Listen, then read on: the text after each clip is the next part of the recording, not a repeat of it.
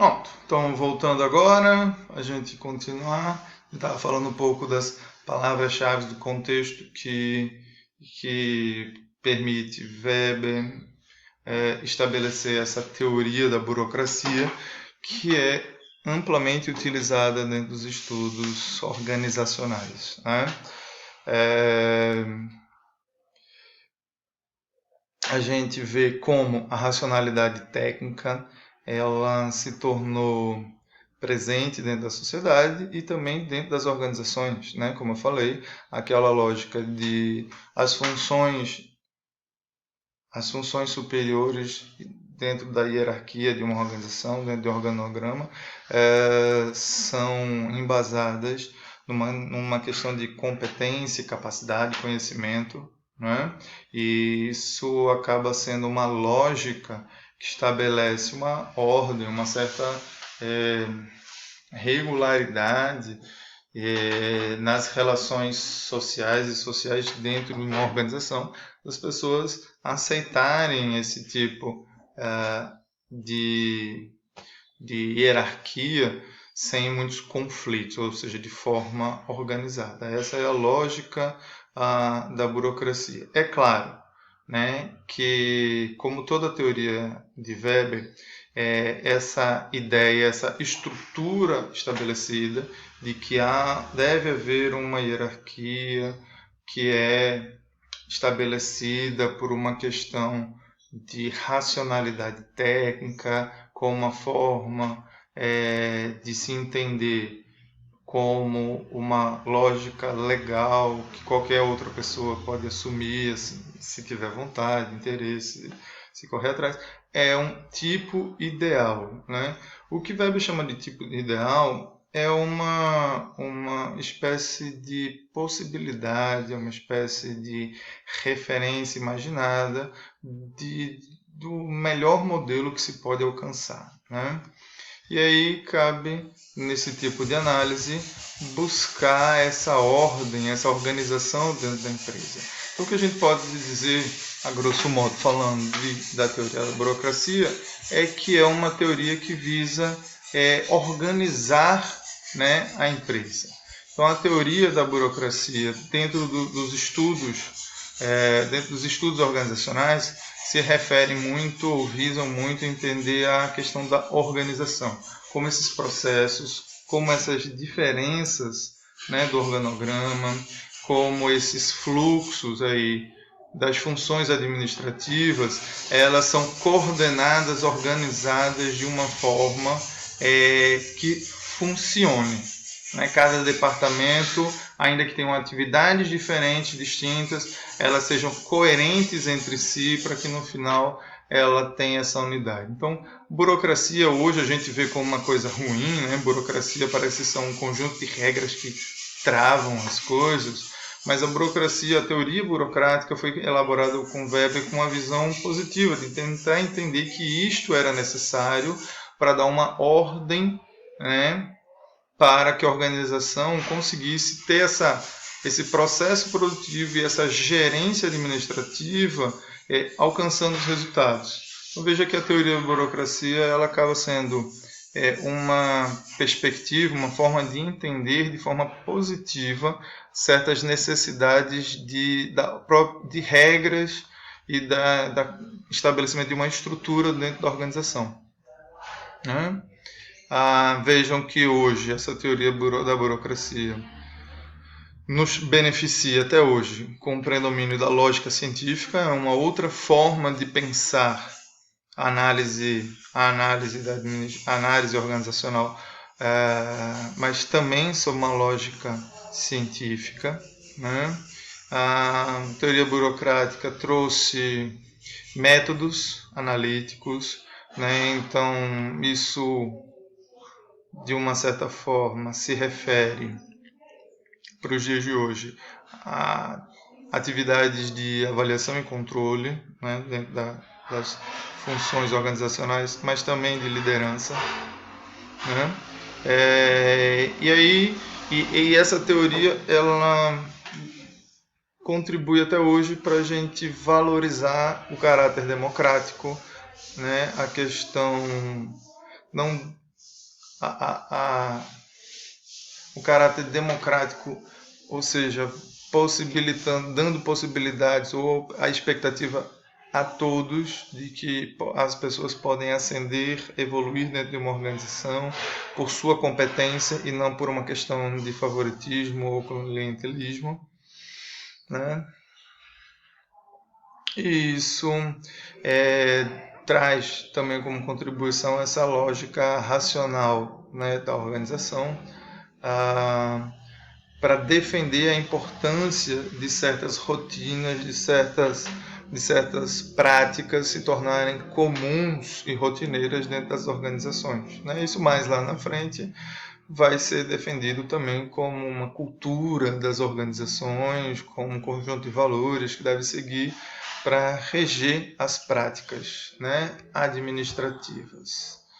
E aí a gente vai chegando ao final dessa revisão da escola clássica, mostrando, relembrando que, embora muitas contribuições para o pensamento administrativo nos dias de hoje, ainda para os dias de hoje, dadas as atualizações necessárias, né, a gente percebe que há limites até por uma questão de contexto histórico, como já mencionei a vocês, né? Era um começo histórico de uma era, né?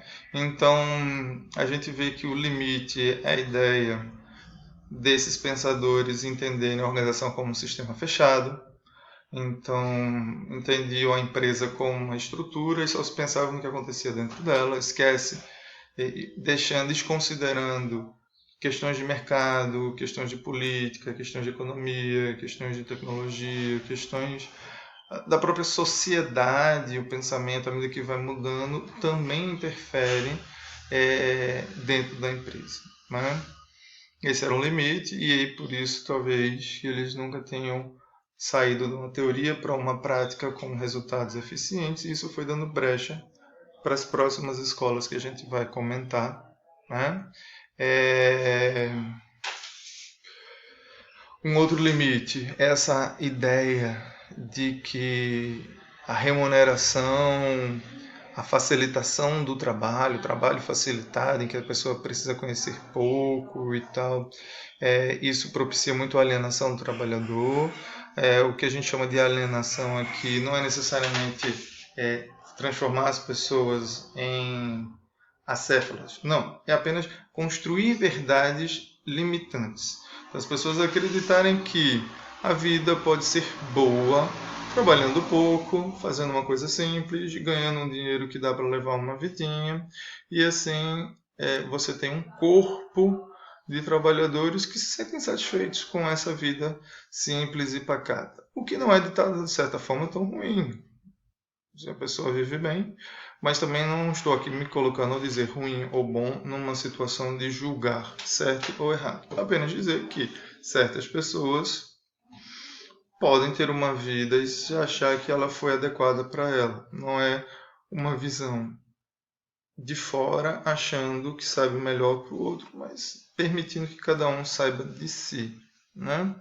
É lógico, dentro de uma visão social, né, essa se tornou uma lógica também de controlar a sociedade, não ter muitas da gente estabelecer a sociedade como é hoje, que se organiza em regras e que alguns são mais ou outros são menos favorecidos, e ainda assim a gente não vive uma barbárie, né? É uma loucura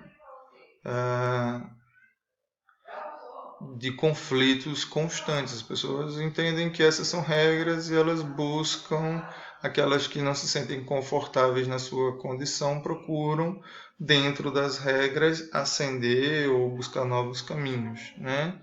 Essa é uma realidade que acaba sendo socialmente construída e é uma limitação e é visto também por alguns como uma limitação da escola clássica, né? Essa estabelecer essa condição toda que acaba alienando as pessoas, limitando a vida das pessoas.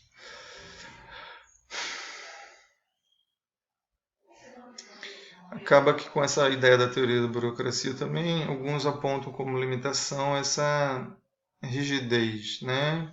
Pela formalização, abuso do poder tecnocrático, ou seja, dessa coisa do sistema de trabalho todo interno dentro da empresa, se limitar a um processo de delegação de funções ou seja, das pessoas mandarem, controlarem os outros e os outros se sentirem obrigados a fazer o seu trabalho, ainda que simples, atingir as metas para receber o seu salário, né? Essa possível rigidez, na verdade, tudo isso funciona porque a gente socialmente está falando de um momento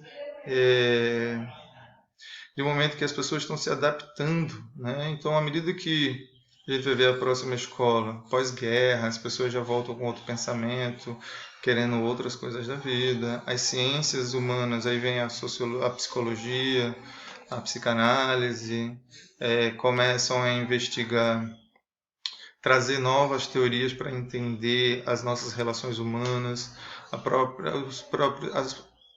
as disciplinas que estudam a cultura também começam a observar que as pessoas estão mudando também em função da economia, do pós-guerra. E aí a gente vai trazer outras escolas que a gente vai falar a partir da próxima aula. Se não me engano, a gente deixou vocês só com um gostinho, né, do Quero Mais, de dizer que a gente vai justamente falar como alguns conflitos aí pós-crise de 1930 e sobretudo pós-guerra já começam a trazer a importância de observar um olhar humano das pessoas que fazem parte da organização, menos essa lógica de só olhar o processo e as pessoas fazendo parte do processo, mas entender pessoas como pessoas, né? Dentro dessa organização. A gente vai falar daqui a pouco, então, no próximo vídeo, que já é aula avançando com o nosso conteúdo, ainda falar das teorias das relações humanas e de uma abordagem mais comportamental da escola, de pensamento de abordagem comportamental, né? Que vieram justamente com a evolução dessas ciências e também com a percepção de que só observar a estrutura não era suficiente para gerar melhores resultados dentro das organizações, né? E isso surge justamente com as crises econômicas de 1930, quebra da Bolsa de Valores de Nova York, e também depois, sobretudo, com a Segunda Guerra Mundial, ok? Então, eu espero que isso tudo seja suficiente para vocês revisarem a disciplina. Não esqueçam de lerem o material aí para revisar o assunto. E a gente vai deixar também uma atividade para que vocês possam buscar, estudar e consolidar esse entendimento das coisas. Tá? Dúvidas, questões, formulem as perguntas, coloquem aí, vamos gerar um debate. E na próxima aula vamos ver se a gente consegue seguir esse enfoque comportamental, falando inclusive em tempo real com vocês. Aqueles que conseguem assistir a aula no horário normal da nossa aula, segundas-feiras à noite, por favor, né? Deem um oi, mandem uma mensagem, sinalizem a possibilidade para que a gente faça, inclusive, alguns testes com vocês e a gente planeje uma aula bem bacana, combinado? Bom, é um prazer revê-los, eu realmente espero que todos estejam aí se cuidando, que o Senhor lá em cima cuide de todos nós. Espero vê-los todos bem em breve, sãos e salvos, para a gente seguir em frente. Até lá, a gente vai se vendo, se falando por aqui, tá bom? Grande abraço. Até a próxima.